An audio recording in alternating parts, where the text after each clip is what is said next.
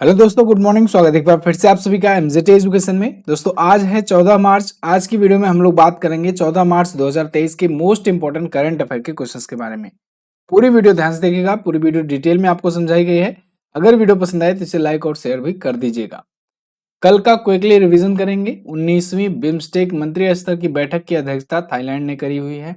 नई खेल नीति को मंजूरी दी है उत्तर प्रदेश राज्य सरकार ने। और अभी शी जिनपिंग जो कि चाइना के प्रेसिडेंट के रूप में एक बार फिर से पद ग्रहण किए हैं।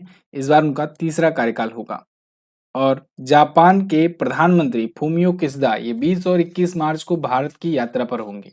पीएम मोदी ने अभी हुबली में दुनिया के सबसे लंबे रेलवे प्लेटफॉर्म का उद्घाटन किया हुआ है। इसके अलावा भारतीय नौसेना में 200 ब्रह्मोस मिसाइल शामिल करने के लिए समझौता किया गया। इंडोनेशिया के माउंट मेरापी ज्वालामुखी में एक बार फिर से इरप्शन हुआ है। और उत्तराखंड के दो जिले रुद्रप्रयाग और टिहरी ये भूस्खलन सूचकांक में शीर्ष पर हैं। महाराष्ट्र के जिले नागपुर ने भिखारी मुक्त शहर पहल शुरू किया है। एक्सिस म्यूचुअल फंड के नए एमडी और सीईओ बन गए हैं बी गोप कुमार। ये टॉप 10 करंट अफेयर के क्वेश्चंस थे कल की वीडियो से, जिनका आपने किया क्विकली रिवीजन। अब आज की करंट अफेयर। पहला और मोस्ट इंपोर्टेंट क्वेश्चन जो कल दिन भर चर्चे में रहा, ऑस्कर अवार्ड। ऑस्कर अवार्ड 2023 के विजेताओं को पुरस्कृत किया जा चुका है। और 2023 में भारत को 2 पुरस्कार मिले ऑस्कर। भारत की 2 फिल्मों को, उनको हम लोग जानेंगे। साथ ही साथ ऑस्कर अवार्ड की जो मेन लिस्ट है जो विजेताओं की, उसको भी देखेंगे। तो यहाँ पर देखिए क्वेश्चन क्या है। ऑस्कर अवार्ड 2023 में बेस्ट ओरिजिनल सॉन्ग की कैटेगरी का अवार्ड किसे मिला? तो ये मिला है दोस्तों नाटू नाटू को। नाटू नाटू सॉन्ग जो है ये RRR मूवी का सॉन्ग था। और इस सॉन्ग को गोल्डन ग्लोब भी मिल चुका है। गोल्डन ग्लोब भी मिला। और अभी देखो बेस्ट ओरिजिनल सॉन्ग की कैटेगरी में ही ऑस्कर अवार्ड भी मिल गया है नाटू नाटू सॉन्ग को। वैसे कल इस पर मैंने आपको वीडियो दी हुई है, अगर आपने नहीं देखा उसको देख लीजिएगा। इसके अलावा एक और अवार्ड आया, एक और अवार्ड जो द एलिफेंट विस्परर के लिए मिला। इसे बेस्ट डॉक्यूमेंट्री कैटेगरी में, बेस्ट डॉक्यूमेंट्री शॉर्ट फिल्म की कैटेगरी में यह अवार्ड मिला है। ठीक है, द एलिफेंट विस्परर। तो दोनों ही मूवी आप याद रखेंगे। 2 अवार्ड भारत को मिले हैं 2 कैटेगरी में, एक नाटू नाटू सॉन्ग को और एक best documentary short film the elephant whisperer को। बाकी 95th इस बार का एडिशन था। ऑस्कर अवार्ड को ही एकेडमी अवार्ड भी कहते हैं। ये सब चीजें बहुत बार बताई जा चुकी हैं। ये सिनेमा के क्षेत्र का सबसे बड़ा अवार्ड माना जाता है। इस बार जो इंपॉर्टेंट याद रखना है आपको वो है best film, best actor, best actress और बेस्ट डायरेक्टर। बेस्ट फिल्म इस बार चुनी गई है everything everywhere all at once. पिछली बार की अगर बात की जाए तो पिछली बार बेस्ट पिक्चर चुनी गई थी कोडा। ठीक है, पिछली साल। इस बार everything everywhere all at once.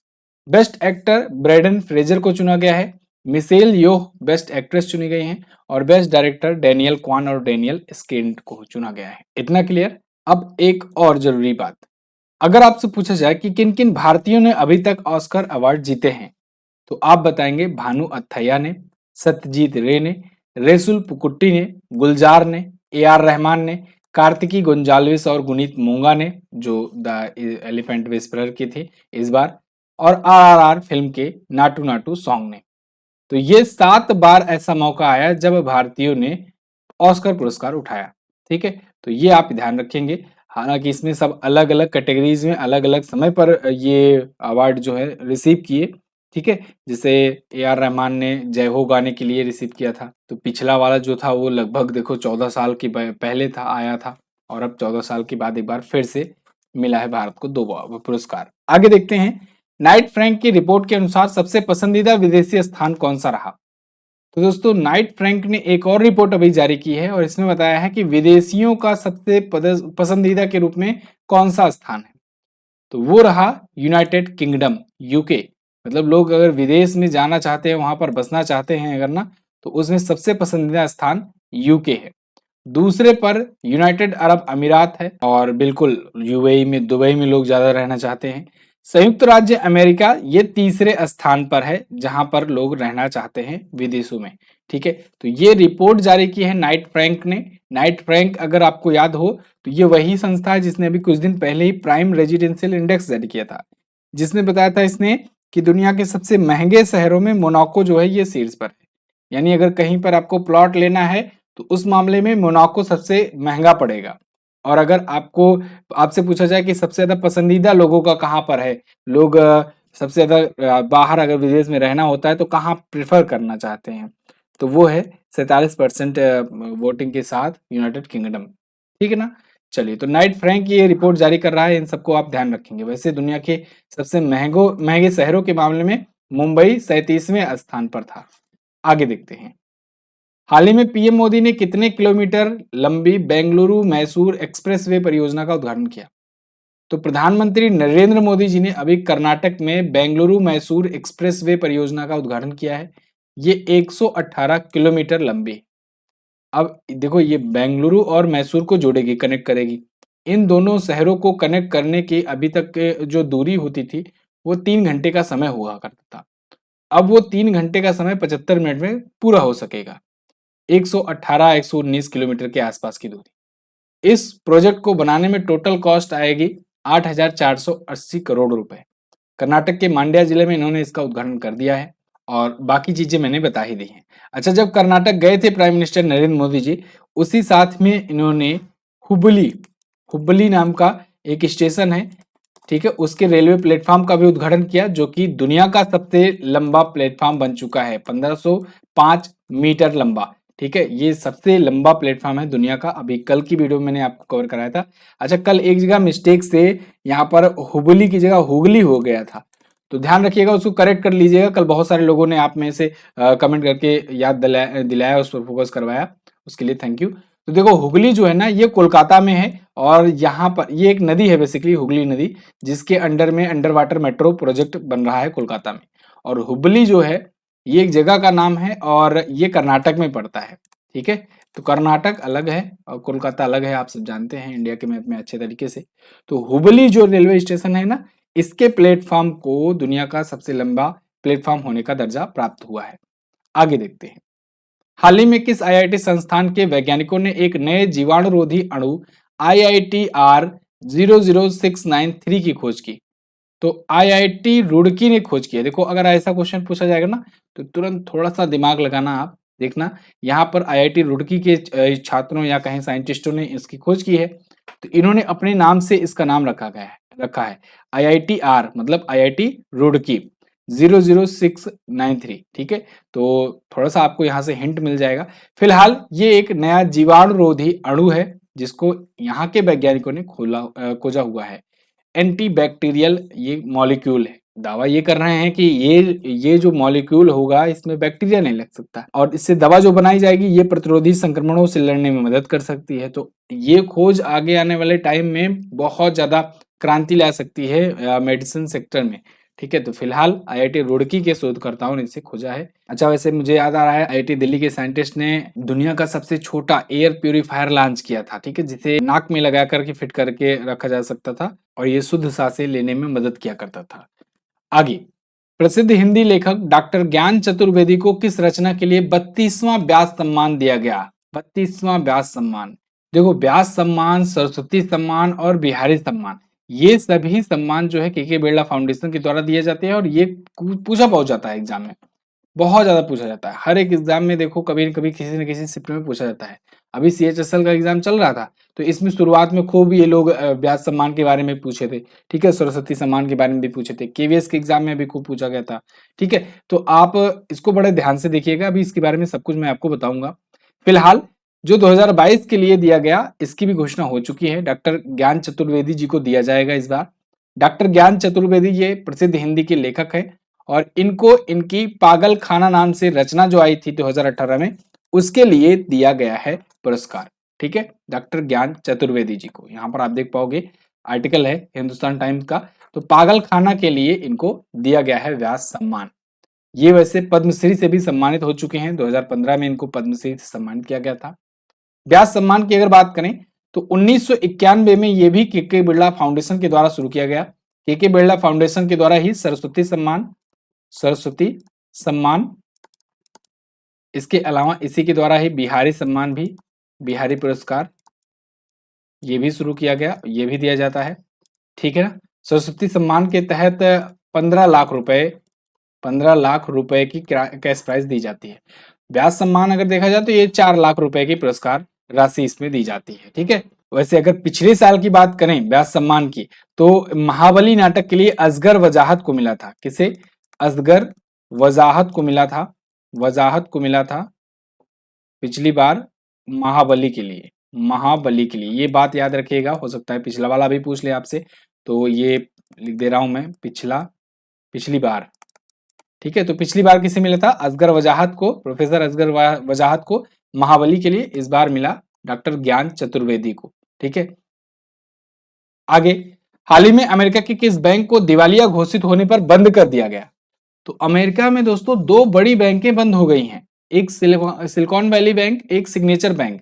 और ये दोनों बैंक बंद होने के बाद से ना पूरी दुनिया में हाहाकार मच गया है। देखो, इसमें एक इंग्लिश में वहां पर कहावत है कि जब वहां पर छींक आती है ना अमेरिका के मार्केट में, तो उसके छींटे पूरी दुनिया में देखने को मिलते हैं। 2008 में ऐसे ही हुआ था। 2008 में वहां पर एक दो बैंक डूबी थी और उसके बाद से पूरी दुनिया में आर्थिक मंदी का दौर आ गया था। ऐसे ही कुछ अभी भी होने वाला है।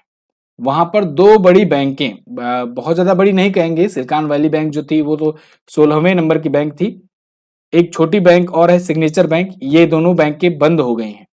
और ये दोनों बैंकें जब बंद हुई ना, उसके बाद से भारत के शेयर मार्केट में भी कल गिरावट देखने को मिली, और आज तो और ज्यादा देखने को मिलेगी। और अब ऐसा होने ही वाला है, 2-3 दिनों तक इफेक्ट देखने को मिलने वाला है। तो ऐसे भारत में ही नहीं, दुनिया भर के बहुत सारे स्टॉक मार्केट जो है गिरना शुरू हो जाएंगे। इवन अमेरिका के तो गिर ही रहे हैं। तो फिलहाल वहां पर सिग्नेचर बैंक और सिलिकॉन वैली बैंक, ये 2 बैंक क्राइसिस की वजह से बंद हो गए। कारण क्या है इसको समझिएगा। देखो, निर्मला ताई ऐसे नहीं कहती थी कि हम क्रिप्टो करेंसी पर स्ट्रिक्ट नियम करेंगे, यहाँ पर इतना आसानी से बाकी की जो क्रिप्टो करेंसी हैं इनको नहीं लागू होने देंगे। इसके पीछे देखो यही था, क्रिप्टो करेंसी ही ले डूबा इनको। 2022 सितंबर की अगर बात करें तो ये जो सिग्नेचर बैंक है ना, ये क्रिप्टो फ्रेंडली बैंक कही जाती थी। इसका 1/4 हिस्सा क्रिप्टो करेंसी से भरा पड़ा था। मतलब इसकी जो वैल्यूएशन का 1/4 जो हिस्सा था वो क्रिप्टो करेंसी था उसमें। अब क्रिप्टो करेंसी एकाएक इसकी वैल्यू घटी, एकदम गिरी, और उसके बाद ये बैंक हो गया तबाह। तो ऐसे में यहाँ पर दिक्कत ये हुई है कि ये बैंक तो बंद हुआ, एक और ऐसी सिलिकॉन वैली बैंक बंद हुई। सिलिकॉन वैली बैंक ये 16वीं सबसे बड़ी बैंक थी, मानी जाती थी अमेरिका की। अब ऐसा मत सोचना 16वीं सबसे बड़ी बैंक है तो मतलब ये तो बहुत पीछे वाली बैंक हुई। यहाँ की 16वीं बैंक आपके यहाँ की दूसरी सबसे बड़ी प्राइवेट बैंक के बराबर है। ठीक है ना, मतलब आईसीआईसीआई बैंक का जो वैल्यूएशन है ना, आईसीआईसीआई बैंक का, उसकी वैल्यूएशन इसके बराबर में है। तो समझ लो आप कि इंडिया में जैसे आईसीआईसीआई बैंक अचानक से वो आए न्यूज की बंद हो गई, तब कितना बड़ा इफेक्ट पड़ेगा। इतनी बड़ी बैंक है, ठीक है, एचडीएफसी के बाद दूसरी सबसे बड़ी प्राइवेट बैंक है। तो ऐसे ही यहाँ पर हुआ है कि इतनी वैल्यूएशन वाली ये बैंक जो है बंद हो गई है। 2008 की महामंदी के बाद तीसरी बार ऐसी स्थिति आई है अमेरिका में। फिलहाल इसका इफेक्ट 2-4 दिन तक तो रहेगा ही शेयर मार्केट में। जो भी होता है आपको बताया जाएगा। अगर हो सकेगा और भी कुछ अपडेट आता है तो आज दिन में इस पर भी मैं आपको वीडियो दूंगा डेडिकेटेड। ठीक है, अगला, विश्व व्यापार संगठन में विवादों को हल करने के लिए वैकल्पिक तंत्र में कौन सा देश शामिल हुआ? तो वर्ल्ड ट्रेड ऑर्गेनाइजेशन जो है, इसमें विवादों को हल करने के लिए एक वैकल्पिक तंत्र बनाया गया। इसमें जापान को भी अभी रिसेंटली शामिल किया गया है। जापान आप जानते हो एशियाई देश है। वर्ल्ड ट्रेड ऑर्गेनाइजेशन के द्वारा ये बनाया गया है। देखो, एक्चुअली में विश्व व्यापार संगठन के द्वारा जो विवाद होते हैं उनको हल करने के लिए एक एमपीआईए का गठन किया गया। एमपीआईए का मतलब multi party interim appellate arbitration arrangement. तो वो बनाया गया, उसमें अभी जापान को भी शामिल कर लिया गया है जिससे इसका भी ओपिनियन लिया जा सके। तो ये ट्रेड से रिलेटेड, व्यापार से रिलेटेड जो जुड़े जो मुद्दे होते हैं उनका एक वैकल्पिक तंत्र है। यूरोपीय संघ और उसके प्रमुख भागीदार मिलकर के ही इसे बनाए हुए हैं। तो इसमें अभी जापान को भी शामिल किया गया है। इसमें वर्तमान में 26 डब्ल्यूटीओ के सदस्य देश हैं। डब्ल्यूटीओ आया है तो इसके बारे में थोड़ा सा जान लो। इसकी स्थापना 1995 में करी गई थी, 1995 में। इसका हेडक्वार्टर जिनेवा में है। ठीक है, एक और डब्ल्यूटीओ है जिसके बारे में मैं अक्सर जिक्र करता रहता हूं, यूएनडब्ल्यूटीओ। यूएनडब्ल्यूटीओ मतलब United Nation World Tourism Organisation. ये टूरिज्म के लिए ऑर्गेनाइजेशन है, जबकि ये ट्रेड के लिए यानी व्यापार के लिए संगठन है। दोनों अलग अलग है। यूएनडब्ल्यूटीओ का हेडक्वार्टर मैड्रिड में है, ये भी याद रखिएगा, मैड्रिड स्पेन में। ठीक, आगे बढ़ते हैं। हाल ही में किस देश ने सोलो ट्रैकिंग पर प्रतिबंध लगाया? तो दोस्तों नेपाल ने अभी सोलो ट्रैकिंग पर प्रतिबंध लगा दिया है। सोलो ट्रैकिंग क्या होता है? सोलो ट्रैकिंग मतलब अकेले ही ट्रैकिंग करना। ठीक है, ट्रैकिंग क्या है? तो बहुत सारे लोगों को शौक होता है पहाड़ियों पर चढ़ना, एडवेंचरस जगह पर जाना। ठीक है, नेपाल वगैरह में टूरिस्ट बहुत सारे इसी मकसद से जाते हैं। तो वहां पर क्या है कि अभी तक क्या होता था कि जब भी कोई जाता था यात्री तो उसके पास ऑप्शन रहता था कि वो गाइड करे या ना करे, या सोलो ट्रैकिंग करे, मतलब अकेले ही जा करके वहां की वादियों में घूमे, वहां की चोटियों पर चढ़े। पहले ऐसा था, लेकिन अब नेपाल ने इसे बैन कर दिया है। नेपाल ने कहा है सोलो ट्रैकिंग आप नहीं कर सकते, आपको अपने साथ एक गाइड को रखना ही पड़ेगा, ये मैंडेटरी है। कब से? 1 अप्रैल से।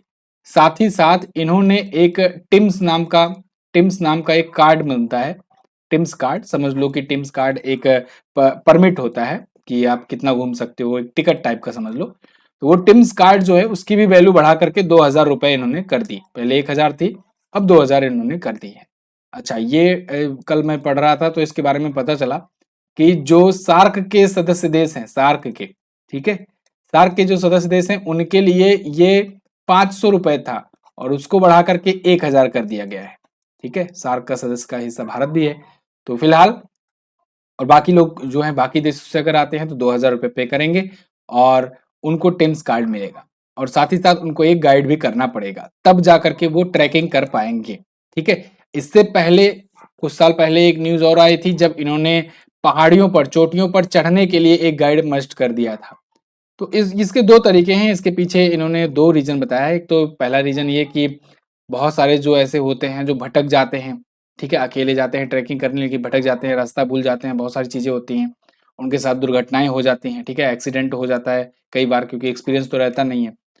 और कई बार क्या होता है कि उनके साथ कुछ धोखाधड़ियां भी हो जाती हैं, लूटपाट भी हो जाती है। ठीक है, ऐसे में एक कारण ये है। दूसरा कारण तो ये है कि इससे नेपाल के टूरिज्म को थोड़ा सा और इकोनॉमिकली फायदा मिलेगा। ठीक है, नेपाल से आया है तो नेपाल से रिलेटेड ही अभी मैंने उस दिन बताया था एक न्यूज कि यहाँ के नए राष्ट्रपति बने हैं रामचंद्र पैडोल, रामचंद्र पौडेल। ठीक है, ये नए प्रेसिडेंट बने हुए हैं, और यहाँ के जो प्राइम मिनिस्टर हैं वो तो करंट टाइम पर पुष्प कुमार दहल जी है ही। आगे देखते हैं। हाल ही में किस केंद्रीय मंत्री ने एमएसएमई प्रतिस्पर्धी लीन योजना शुरू की? तो अभी हाल ही में लीन योजना शुरू की है दोस्तों नारायण राणे ने। नारायण राणे ये केंद्रीय एमएसएमई मंत्री हैं। ठीक है, micro small and medium enterprises जो होता है उसके विभाग के ये मंत्री हैं नारायण राणे, और इन्होंने अभी एमएसएमई प्रतिस्पर्धी लीन योजना शुरू करी हुई है। यहाँ पर आप आर्टिकल देख पाओगे, government launch revamped MSME competitive lean scheme. इसका उद्देश्य ये है कि जो एमएसएमई सेक्टर के जो स्टार्टअप हैं, जो मीडियम स्मॉल और माइक्रो स्टार्टअप्स हैं, इनको कैसे ग्लोबलाइज करने के लिए एक रोड मैप दिया जाए, उनको कुछ ऐसा किट दी जाए या फिर कुछ ऐसी ट्रेनिंग दी जाए इस टाइप की, जिससे वो क्वालिटी कंटेंट बना सके, प्रोडक्शन में अपने उस टाइप का ला सके, जिससे वैश्वीकरण किया जा सके, उनका ग्लोबलाइजेशन किया जा सके। तो ये योजना इसीलिए शुरू की गई है जिससे प्रदर्शन में सुधार आए और निर्माताओं की मानसिकता को बदला जा सके, ग्लोबलाइज किया जा सके। आगे देखते हैं। हाल ही में मुख्य चुनाव आयुक्त राजीव कुमार ने कहां पर वोट फेस्ट 2023 का उद्घाटन किया? तो मुख्य चुनाव आयुक्त यानी chief election commissioner Rajiv Kumar ji ने अभी वोट फेस्ट 2023 का उद्घाटन किया है बेंगलुरु में, बेंगलुरु कर्नाटक की राजधानी। वोट फेस्ट का उद्देश्य ये था कि जैसे वोटिंग के बारे में एक फेस्टिवल हो जिससे अवेयरनेस फैल सके, लोग ज्यादा से ज्यादा वोटिंग करें। ठीक है, तो वोटिंग को प्रमोट करने के लिए ये शुरू किया गया है, चुनावी प्रक्रिया पर जागरूकता फैलाने के लिए। इन्होंने एलेथॉन भी लॉन्च किया है। देखो, जैसे मैराथन होता है, हैकथॉन होता है, ऐसे ही एलेथॉन होता है। तो इन्होंने एलेथॉन लॉन्च किया है, जिसके तहत इन्होंने चुनाव की भविष्य को सुरक्षित करने के लिए 30 घंटे का एक हैकथॉन टाइप का बताया है, जिसमें लोग आएंगे, अपना अपना सुझाव देंगे। ठीक है, जो चुनाव आयोग होगा ये पंजीकरण के तौर पर लोगों से सुझाव मांगेगा। जो युवा पीढ़ी है, अगर उनको लगता है कुछ ऐसा सिस्टम लाया जाए, या उनके पास कुछ ऐसी टेक्नोलॉजी है, या कुछ ऐसा सिस्टम, कुछ ऐसा आइडिया है, जिसे बताएं, जिसे इलेक्शन कमीशन जो है वो अप्लाई करके भविष्य में जो चुनावी धोखाधड़ियां होती हैं, जो आरोप लगा करते हैं, उनसे निजात मिल सके, इसके लिए एलाथॉन आयोजित भी कर रहा है। ठीक है, फिलहाल वोट फेस्ट, फेस्ट मतलब फेस्टिवल होता है, वोट मतलब आप जानते ही हो मतदान, तो वोट फेस्ट इसीलिए शुरू किया गया है बेंगलुरु में। ओके, मुख्य चुनाव आयुक्त की बात आई है तो चुनाव आयोग के बारे में जान लो। अनुच्छेद 324 में भारत के संविधान में चुनाव आयोग के बारे में वर्णन किया गया है। एक मुख्य चुनाव आयुक्त होते हैं और दो उनकी सहायता के लिए चुनाव आयुक्त होते हैं। 1993 के बाद से भी ये ऐसा होना शुरू हुआ, उसके पहले तो केवल एक ही हुआ करते थे। भारत के पहले मुख्य चुनाव आयुक्त या कहे पहले चुनाव आयुक्त सुकुमार सेन थे, क्योंकि पहले एक ही हुआ करते थे, तो सुकुमार सेन का नाम आप याद रखेंगे। राजीव कुमार अभी वर्तमान में चीफ इलेक्शन कमिश्नर है और इलेक्शन कमिश्नर दो हैं, एक तो अरुण कुमार गोयल जी हैं, अरुण कुमार गोयल जी अभी रिसेंटली नियुक्त हुए हैं, और एक है अनूप चंद्र पांडे, तो दोनों का नाम आप याद रखेंगे। क्लियर? तो ये तो थे आज के दिन के टॉप 10 करंट अफेयर के क्वेश्चंस। आई होप आपको वीडियो आई होगी पसंद। अगर वीडियो पसंद आई है तो वीडियो को लाइक कीजिएगा, शेयर कीजिएगा, और जो दिन में वीडियो बनती है उसको भी आप लोग जरूर देखा कीजिए। और कल मैंने आपसे क्वेश्चन पूछा था कि याओसांग महोत्सव जो मनाया गया मणिपुर में, इसका मुख्य आकर्षण का केंद्र क्या होता है? वो होता है थाबल चोंगबा नृत्य। एचएएल से 6 डॉर्नियर विमान खरीदने के लिए समझौता किया रक्षा मंत्रालय ने। एचएएल का हेडक्वार्टर कहाँ पर है? बेंगलुरु में है। ठीक है, याद रखिएगा, आर माधवन इसके अध्यक्ष हैं। आज आपको क्या बताना है? आज आपको बताना है बिम्स्टेक का हेडक्वार्टर कहाँ पर है, बिम्स्टेक कितने सदस्य देश हैं, इसकी स्थापना कब हुई थी, इससे रिलेटेड जो भी चीजें हैं आप बताइएगा जरूर। गोरखपुर रेलवे स्टेशन की कुल लंबाई कितनी है ये भी बता दीजिएगा। चलिए, बहुत बहुत धन्यवाद यहाँ तक वीडियो देखने के लिए। मिलेंगे अगली वीडियो में, तब तक के लिए नमस्कार, जय हिंद, वंदे मातरम। इसकी क्विज वगैरह आप यहाँ पर सॉल्व कर लीजिएगा। आपको एप्लीकेशन पर क्विज, पीडीएफ सारा कुछ मिल जाता है, तो आप उसको जरूर एक्सेस किया कीजिए। Thank you so much.